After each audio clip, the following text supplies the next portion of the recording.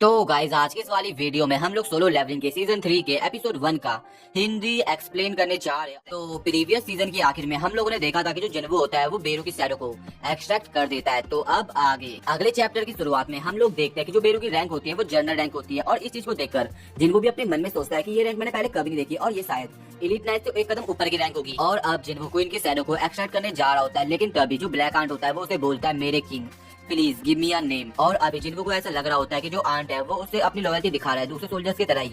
और फिर जिन्वो उसे कहता है वैसे तुम कब से बोलने में कैपेबल हो। तो वो आंट जवाब देता है हमेशा से ही, और ये चीज ना अपने जिन्वो के लिए भी सरप्राइजिंग होती है। और फिर बंदा एक नतीजे में आता है कि जो हाई रैंक मतलब सोल्जर्स होते हैं वो बोलने की एबिलिटी को गेन कर सकते हैं। और अब जिन्वो ब्लैक आंट को बोलता है कि मैं वो इंसान हूँ जिसने तुम्हें मारा है, और क्या तुम अभी भी मेरी लीड को फॉलो करना चाहते हो। तो ब्लैक आंट जवाब देता है मैं आपके हाथों नहीं मरा हूँ, मैं आपकी पावर्स के थ्रू दोबारा रिबॉर्न हुआ हूँ मास्टर। और यहाँ पर ना जो वो आंट होता है वो अच्छे से जिन्वो को मस्का लगा रहा होता है। और अब बंदा आखिर में जिन्वो से उसका नाम मांगता है, और फिर जिन्वो सोच रहा होता है कि उसे उसका क्या नाम रखना चाहिए। लेकिन तभी अचानक से उसे उस राइटर का नाम याद आता है जिसने एक नॉवल लिखी थी जिसका टाइटल था द आंट्स। और आखिर में जिन्वो उस ब्लैक आंट को बोलता है तुम्हारा नाम अब से बेरू है। और अब जो बेरू होता है ना वो अपने नाम के लिए जिन्वो को शुक्रिया बोलता है। और इसके बाद अब जिन्वो जाता है क्वीन के पास, जहाँ पर वो बोलता है अराइज, जिससे जो क्वीन की शैडो होती है ना वो भी एक्सट्रैक्ट हो जाती है। और जैसे क्वीन की शैडो एक्सट्रैक्ट होती है वैसे जो दूसरे आंट्स होते हैं वो काफी अजीब बिहेव कर रहे होते हैं, जो चीज देखकर जिन्वो भी सरप्राइज होता है। और वो नोटिस करता है कि जो दूसरे आंट के साथ उसका बॉन्ड था वो काफी कमजोर हो चुका है। और इस चीज का रीजन वो बेरू से पूछता है, और बेरू से बताता है कि जो आंट है आई मीन क्वीन है उसके पास इनहेरिट पावर है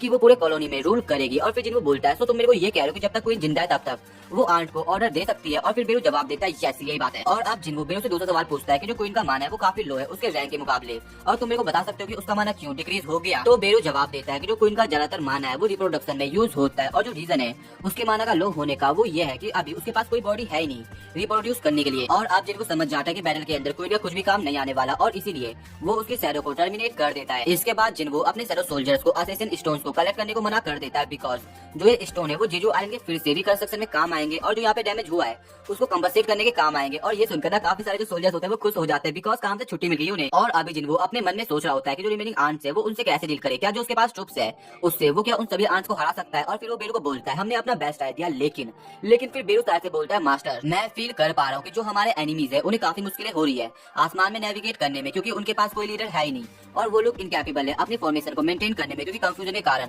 जो उनका फॉर्मेशन है वो टूट रहा है। और अब जिन्वो बेरू से पूछता है क्या तुम उन सभी रिमेनिंग आंट्स को वाइप आउट कर सकते हो। और फिर बेरू बड़े चौड़ में जवाब देता है अगर आप मेरे को ऑर्डर दे तो क्यों नहीं मास्टर। और इसके बाद सीन चेंज होता है और हम लोग बाहर का सीन देखते हैं, जहाँ पर हंटर्स अपनी फाइटर शिप का यूज कर रहे होते हैं, और कुछ हंटर्स अपने मैजिक का यूज कर रहे होते हैं और काफी सारे आंट्स को वाइप आउट कर रहे होते हैं। लेकिन अभी भी उनके सामने काफी सारे आंट्स होते हैं, और जब उधर डर का माहौल बना हुआ होता है तभी उधर एंट्री होती है अपने बेरू की, जो कि एक ही बार में काफी सारे आंट्स को वाइप आउट कर देता है। और अब हमें नेट के थ्रू बताया जाता है कि जो आंट्स को एक्सटरमिनेट करने का मिशन था वो 2 दिन तक चला साउथ एशिया रीजन पे, जो कि साउथ कोरिया का है। और फिर सीन शिफ्ट होता है और हमें बताया जाता है कि जो आंट्स है वो ऑल्सो चाइनीज वाटर के पास भी पाई गई है। और इसके बाद हम लोग शिप के अंदर एक बंदे को देखते हैं जो कि अपने साथी को बताता है कि जो सेकंड वेव है आंट की वो हमारे शूटिंग रेंज में है, सर हम क्या करें। तो बंदा जवाब देता है रुक जाओ, देखकर ऐसा लग रहा है कि जो हमारे हीरोज है वो ये चाहते हैं कि वो इन सभी आंट्स को अकेले खुद संभाले। और फिर जिस को तुम लोग अभी देख रहे थे वो फिर अपनी पावर को रिलीज करता है, अपनी स्वॉर्ड निकालता है और एक ही बार में काफी सारे आंट्स पे मल्टीपल फायर अटैक्स कर देता है, जिससे एक ही बार में जितने भी उस जगह आंट्स होते हैं ना वो सभी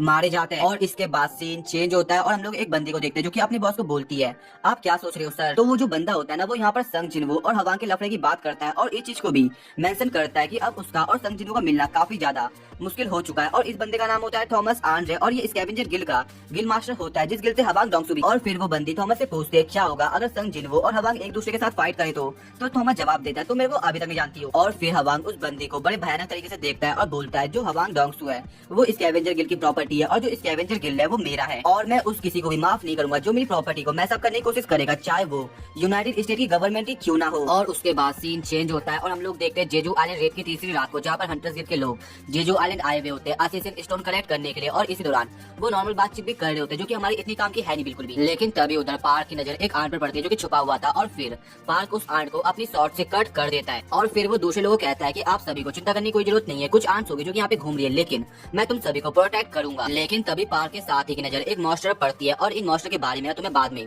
अच्छे से पता चलने वाला है। और वो मॉन्स्टर उन सभी लोगों की साइड आई मीन हंटर की साइड ही आ रहा होता है। और फिर पार्क उस बंदे को चिल्लाने कहता है अबे तू है कौन। और फिर सभी लोग जितने भी उस जगह होते हैं वो सभी चौकन्ना हो जाते हैं, लेकिन जो बंदा होता है ना वो अलग ही लैंग्वेज बोलता है और पार्क समझ जाता है है कि जो बंदा है वो एक बीस्ट की लैंग्वेज बोल रहा है और इसको हम लोग केवल बीस्ट ही बोलने वाले हैं। और तभी साइड से कोई दूसरा बंदा चुटकी बजाता है जिससे वहाँ पे जितने भी लोग होते हैं वो सभी बेहोश हो जाते हैं। और फिर वो बीस्ट अपने साथी को बोलता है, अबे तू ये सब क्या सोच के कर रहा है? तो उसका साथी जवाब देता है, हमें कोई जरूरत नहीं है यहाँ पे हंगामा खड़ा करने की और इसीलिए मैंने इन सभी को सुला दिया। और फिर उसका साथी उस बीस्ट से पूछता है, क्या तुमने चेक किया? तो वो बीस्ट जवाब देता है, मैं पॉजिटिव हूँ, ये उसी की पावर है। और इसके बाद जो उसका साथी होता है जो कि एक आइस मोनार्क होता है वो उसे कहता है, ये कितना अजीब है, मेरे को समझ नहीं आ रहा कि वो इन ह्यूमंस की हेल्प क्यों कर रहा है। तो वो बीस्ट जवाब देता है, कौन जानता है उसके दिमाग में क्या चल रहा होगा, और अगर तुम इतने क्यूरियस ही हो तो जाके उसी से क्यों नहीं पूछ लेते। और इनमें से मैं तुम्हें इतना बता देता हूँ कि एक आइस मोनार्क है और एक बीस्ट मोनार्क है। और फिर आइस मोनार्क गेट को क्रिएट करता है और जाने से पहले ना वो किसी के हंट की बात करता है जो हमें से बताया नहीं गया कि यहाँ पे इनका जो प्लान है वो एक्चुअली में क्या है। एंड देन वो वहाँ से चले जाता है। और इसी दौरान हम लोग बीस्ट मोनार्क को भी देखते हैं जो कि किसी भी ह्यूमन को कुछ भी नहीं करता है। एंड देन गेट क्रिएट करता है और वो भी वहाँ से निकल लेता है। और इसके बाद सीन चेंज होता है और हम लोग देखते हैं कैमरामैन को जहाँ पर जिन्वू हंटर्स की फ्यूनरल्स में आया हुआ होता है और उसके हाथों में एक फूल भी होता है जो वो माया की तस्वीर के सामने चढ़ा देता है। और इसी दौरान हमें ये भी बताया जाता है कि जो आयरन रेड के बाद काफी सारे लोग हैं जो कि जिन्वू को अप्रिशिएट कर रहे हैं और कुछ लोग हैं जो कि जिन्वू को क्रिटिसाइज कर रहे हैं। और ऐसा इसलिए क्योंकि अगर वो पहले आ जाता तो जो कैजुअलिटीज होती वो काफी कम हो सकती थी। एंड बाय द वे फिर हम लोग आसपास का सीन देखते हैं जहाँ पे सभी लोग दुखी होते हैं बिकॉज उनके कोई ना कोई चाहने वाले मारे जा चुके हैं।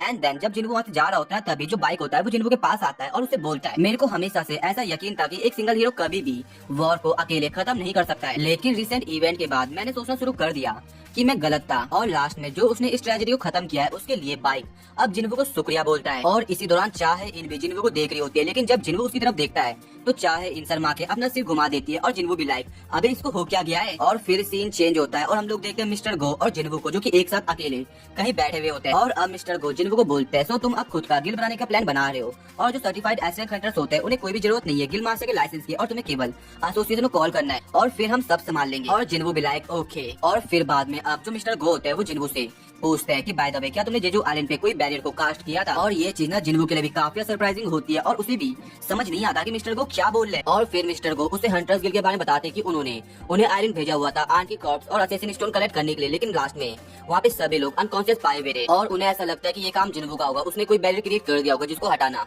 वो भूल गया था। बट ये सुन के ना जिन्वू बोलता है ना ना ऐसे काम मेरे नहीं है। और इनकी फिर एक चीज को लेकर बात चलती है बट जो कंक्लूजन होता है वो जीरो निकलता है और मिस्टर गो परेशान उल्टा हो जाते हैं। और तभी मिस्टर गो के सामने उनका बंदा आता है जो कि उन्हें कहीं बुलाता है। और फिर मिस्टर गो अपनी जगह से खड़े होते हैं कहीं जाने के लिए और जाने से पहले जिन्वू कहते हैं, देखकर लग रहा है कि जो हमारे गेस्ट है वो समय से पहले इधर पहुंच चुके हैं और जिन्वू तुम्हारा शुक्रिया अपना टाइम देने के लिए। और इसके बाद जिन्वू भी अपने घर जा रहा होता है, अपनी गाड़ी की तरफ जा रहा होता है, लेकिन तभी साइड से एक जिन्वू के पास बंदा आता है और बोलता है, आपसे मिलकर खुशी हुई मिस्टर संग, मेरा नाम एडम व्हाइट है और मैं सीनियर ऑफिसर हूँ फेडरल ब्यूरो ऑफ हंटर्स का। जो सुनकर ना जिन्वू अपने मन में सोचता है कि वैसे इसको मुझसे क्या काम है, लेकिन वो बंदा अपना कार्ड जिन्वू को देता है और बोलता है, तुम मेरे को प्यार से एडम बुला सकते हो और मेरे को माफ करना ऐसे अचानक से आपको देखने के लिए, लेकिन आप एक ऐसे इंसान हो जिसको ट्रैक करना काफी मुश्किल है। इवन मैं आपके एक बार ऑफिस में भी रुका हुआ था। और अब जिन्वू को याद आता है कि ये वही बंदा है जिसके बारे में पहले जिन्वू बात कर रहा था और ये जेजू आइलैंड से पहले का सीन है और अर्थ में पता नहीं है तो तुम जाके मेरी प्लेलिस्ट भी चेक कर सकते हो सीजन 2 की और तुम्हें पता चल जाएगा ये कहाँ की बात कर रहे हैं। और अब जिन्वू पॉइंट पे आता है और उस बंदे को बोलता है, वैसे तुम्हें मुझसे क्या काम था? तो एडम जवाब देता है, मेरे पास कुछ इन्फॉर्मेशन है जो मैं आपके साथ शेयर करना चाहता हूँ। और अब एडम बड़े चौड़ में जिन्वू को बोलता है, दुनिया में ऐसी सिंगल कंट्री भी नहीं है जो कि आपको ये इन्फॉर्मेशन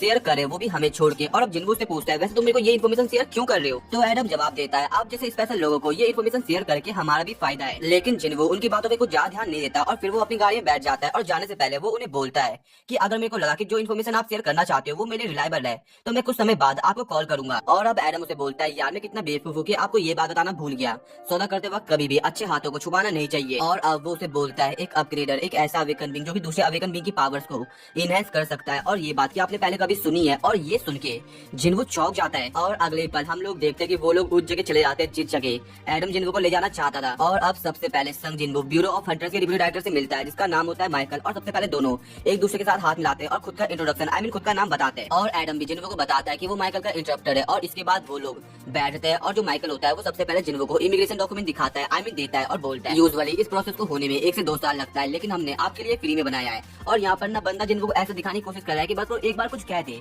वो उसे पूरा अमेरिका दे देंगे, अमेरिका की सिटीजनशिप दे देंगे। लेकिन जिन्वू इन बातों में बिल्कुल भी इंटरेस्टेड नहीं होता और वो माइकल को कहता है कि मैं यहाँ पे इसलिए आया क्योंकि एडम व्हाइट ने मेरे को बताया था कि आपके पास कुछ इन्फॉर्मेशन है मेरे को शेयर करने के लिए। एक अवेकन बीइंग जो कि दूसरे अवेकन बीइंग की एबिलिटीज को इनहेंस कर सकता है, एक अपग्रेडर, क्या ये रियली पॉसिबल भी है किसी हंटर की एबिलिटी को अपग्रेड करना? तो माइकल हंसते हुए जवाब देता है, एक्चुअली में एक इंसान है जिसके पास ये पावर है और वो हमारे साथ है। और फिर वो अपने साथी को बोलता है, मिस लेनर को यहाँ पे आने को बोल दो। और अब माइकल बड़े चौड़ में जिनको को बोलता है कि पूरी दुनिया में यही एक ऐसी इंसान है जो कि अवेकन बीइंग की एबिलिटीज को इनहेंस कर सकती है और मैं उसे आपके सामने प्रेजेंट करता हूँ, मिस नूरमा स्लेनर। और इसको हम लोग केवल मिस नूरमा बोलने वाले हैं। और जब जिन्वो मिस नूरमा को देखता है ना, तो वो अपने मन में सोचता है कि मैं कह सकता हूँ कि ये डिफरेंट टाइप अवेकन बीइंग है। और फिर साइड से जो माइकल होता है वो मिस नूरमा को कहता है, मिस नूरमा अपनी पावर के बारे में प्लीज मिस्टर सन को बताइए। और अब मिस नूरमा जिन्वो को बोलती है कि तुम अवश्य इन सब चीजों में काफी उलझे हुए लग रहे हो और सभी लोग मेरे को इसी सेम नजरों से देखते हैं, डाउट भरी। बट अगर तुमने मेरी पावर्स का स्वाद चख लिया तो फिर तुम मुझसे भीख मांगोगे। और अभी फिर वो जिन्वो की तरफ ही उसकी आंखों में देख रही होती है। और अभी मिस नूरमा जिन्वो की आंखों में आंखें डालकर उसे बोलती है, जैसा कि तुम जानते हो कि जो अवेकन बीइंग होते हैं उनकी लिमिट होती है पावर की, जिससे आगे वो रीच नहीं कर सकते। और इसीलिए अवेकन बीइंग हमेशा सेम रैंक पर रहता है जब तक वो सेकेंडरी अवेकनिंग से ना गुजरे।